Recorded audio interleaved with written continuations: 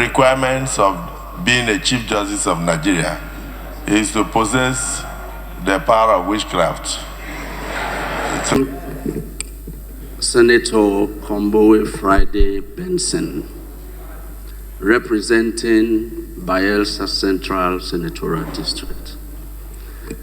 Mr. President, sometime on the 10th of May 2016, while addressing an audience, the Prime Minister of the United Kingdom made a very open declaration about Nigeria and Nigerians.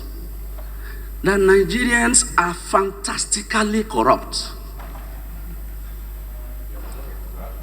distinguishing nobody, excluding nobody. The statement was so clear that Nigerians and Afghanistan, these two countries are the most corrupt countries in the whole world. And here we are. Sir, I want our very distinguished acting Chief Justice of the Federation to help us to explain those who David Cameron were actually referring to. Are they here? Which of them are the corrupt Nigerians? Are the senators corrupt? Is the judiciary corrupt? Which of them? Which of the Nigerians is David Cameron referring to? Mr. President, sir, are we expecting a corruption-free moment and period of our reign in Nigeria? That is my question, sir. So, to be able to interpret what a Prime Minister of United Kingdom meant with his statement, if you ask her now to explain what David Cameron meant, it means you are expecting her to possess some kind of spiritual powers that are different from her legal.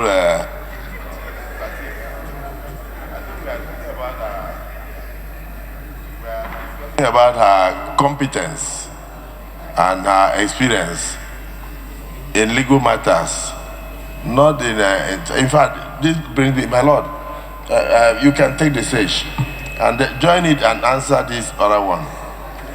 Should judicial officers allow social media reports to influence their decisions?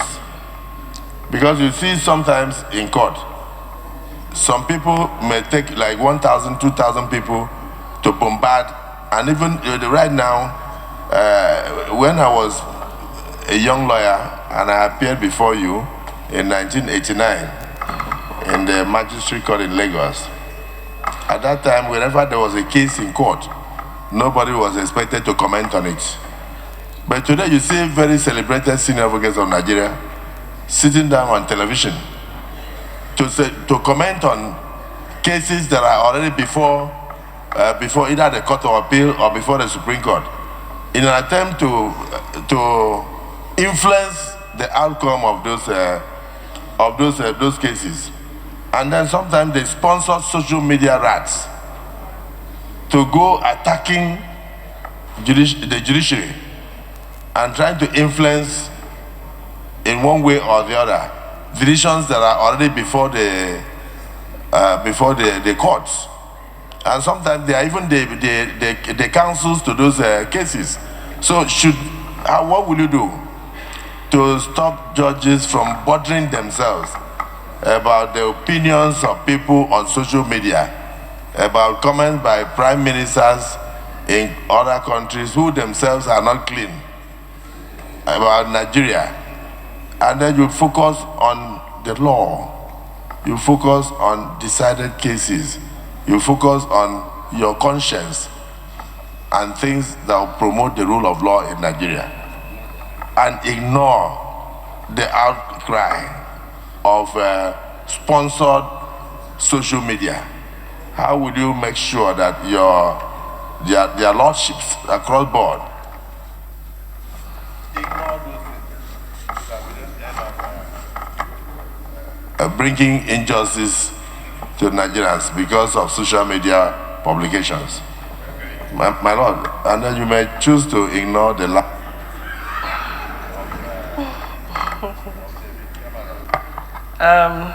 Distinguished Senator Ekong Samson, Akpabio South.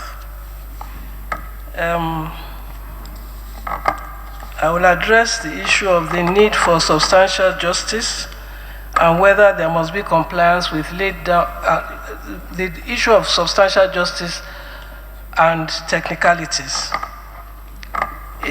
Over the years, we have emphasized in our judgments about the need for courts to promote substantial justice over technicalities.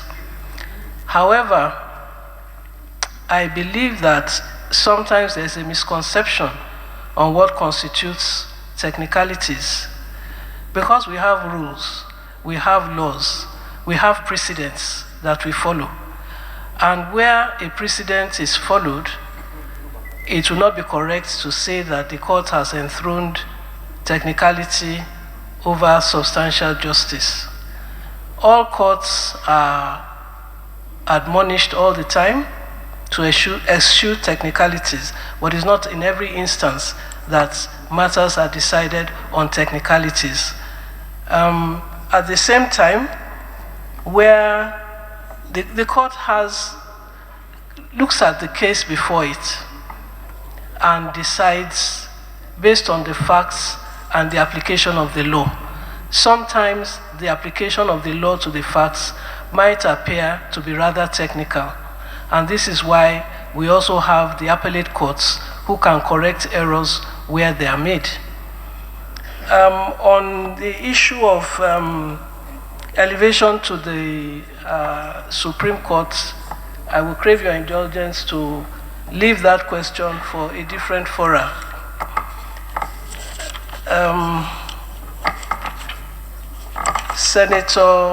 Distinguished Senator Adams Oshomole from Edo North.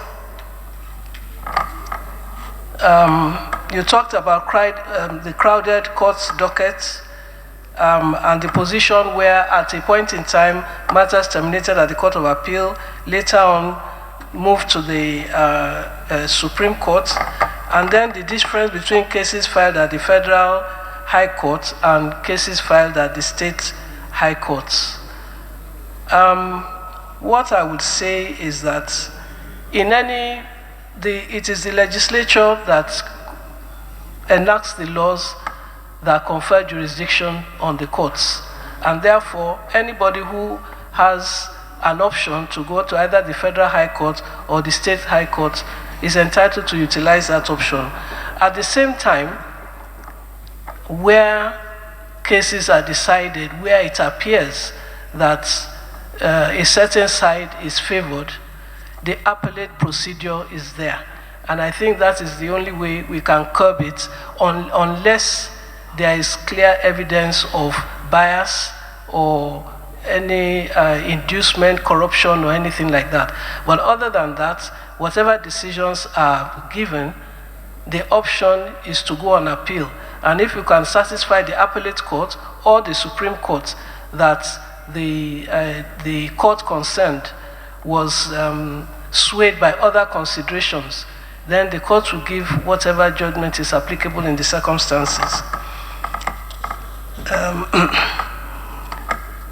Now, on the appointment of new judges, the situation where judges have been recommended for appointment and they have not been sworn in that instance, the National Judicial Council has made its position very clear, and it is the National Judicial Council that gives the directive for who should be appointed. And once that is done, there is nothing more for the National Judicial Council to do. It is to the detriment of any state concerned if it is now working with a lower number of judges, and you have capable and already confirmed judges that are not being able to carry out their duties. It is not a matter that the Supreme Court can intervene in unless a matter is brought to the Supreme Court on that issue. The issue of compensation for a person who has served his time and found to be not guilty, can the Supreme Court order compensation? The Supreme Court can only decide on matters that are specifically brought before it and grant reliefs. And where there is no legislation that gives the court that power or that authority, there's nothing the court can do. At best, the court can just make an obiter comment on it, that this is a situation where, in ordinary course of things, this person ought to be compensated. But it's not for the Supreme Court to unilaterally make such an order, because everything we do has to be based on the jurisdiction that is conferred on the court. Distinguished Senator Abdul Ningi from Bauchi Central, you asked for assurances with regard to ex parte orders and an issue of ex parte orders prepared in advance, whether the hands of the judiciary is tied, and whether there should be legislation against the grant of ex parte orders. Now, the situation with ex parte orders, where it is, you see, in order to have the judiciary that we desire, we also need to be able to follow through on certain issues. If there's a situation where a judge is found to have ex parte orders prepared in advance, such a judge should be reported to the NJC and necessary action will be taken. It is not fair, even on the judiciary, when these allegations are made and nothing is done to substantiate them or to follow up on them. And we know that even when petitions are filed before the NJC, in some instances, you find that the petitioner comes back and withdraws the petition. So it is important for the NJC to be able to exercise its own powers, that these sort of matters are brought to its attention. And then the grant of ex parte order is discretionary, but there are guidelines.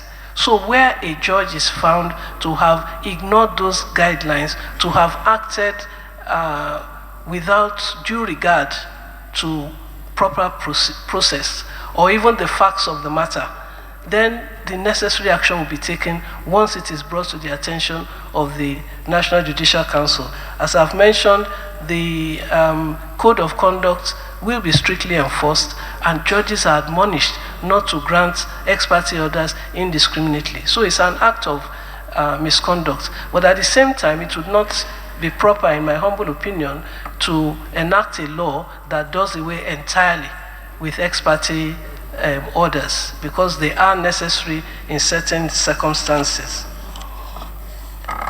Distinguished Senator Ofowe from Bayelsa Central. Pardon? Hombowe, I beg your pardon.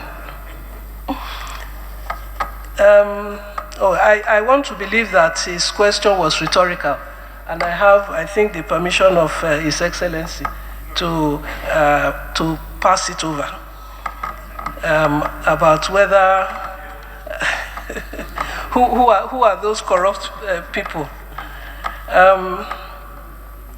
Then, Your Excellency, your question: should judicial officers allow social media to influence their decisions? Certainly not. We have taken an oath of office to carry out our responsibilities without fear of favor, affection, or ill will. So whatever is in social media definitely should not affect the way we make our decisions. However, it is true that there is a lot that goes on social media and other fora. And this is one of the aspects that gives the contributes to the negative perception of the judiciary, because you have narratives out there that have no correlation to the facts that are before a particular court. And again, whether they are senior members of the bar or other members of the bar, there are procedures. A senior member of the bar who has earned the rank of silk, it's a privilege. It's not a right, and that privilege could be withdrawn if it is abused.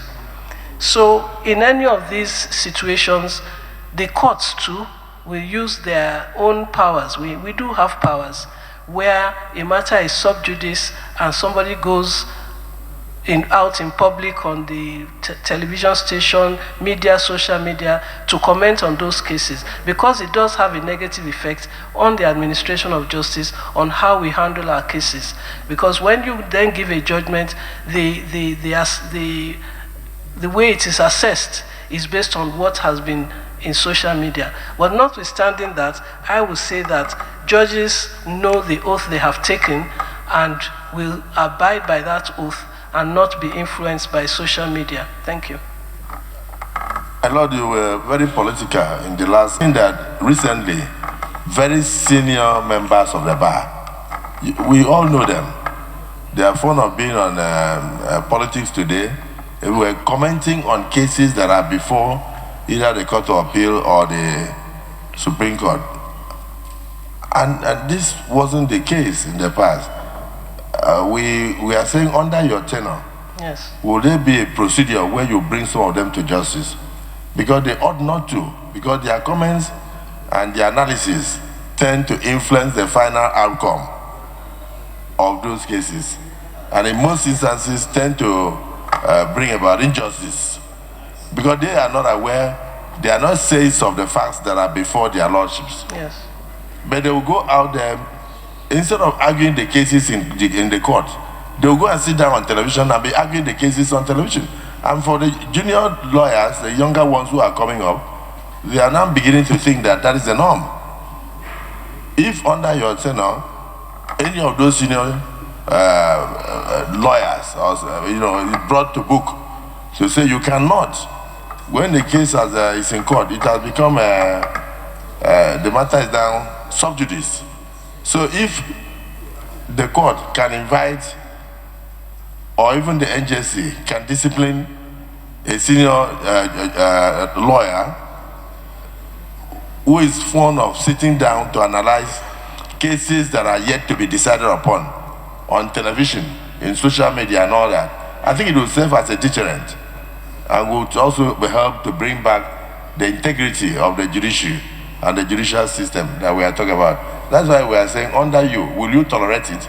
Because if you sound a clear note of warning to Nigerians, the teaming lawyers across the country will be wary that there is a new sheriff in town, and that people should stop using the social media, using televisions to try to influence judgments in their favor, instead of going to argue the matters in the court. They play to the gallery, and you'll see them rolling from side to side on television and all that. Sometimes it's for some of us who have been in practice for decades, I shudder in fear, and nobody calls them to order. So we are saying, under you, will you take steps to bring sanity to bear by collaborating with the bar and ensuring that those people are disciplined, and that matters that are sub judice should not be discussed on television, should not be discussed on pages of newspapers, should not be taken to social media, should not be taken for analysis on radios by very senior lawyers. If they lose the rank of senior advocates of Nigeria because of those actions, it will serve as deterrent to those who are. Thank you, Your Excellency. As chairman of the Legal Practitioners Privileges Committee, we will ensure that those who should be disciplined, those who are in the habit of speaking on social media, condemning the judiciary, commenting on cases that are sub judice, will not have anywhere to hide. They will be dealt with decisively. Thank you.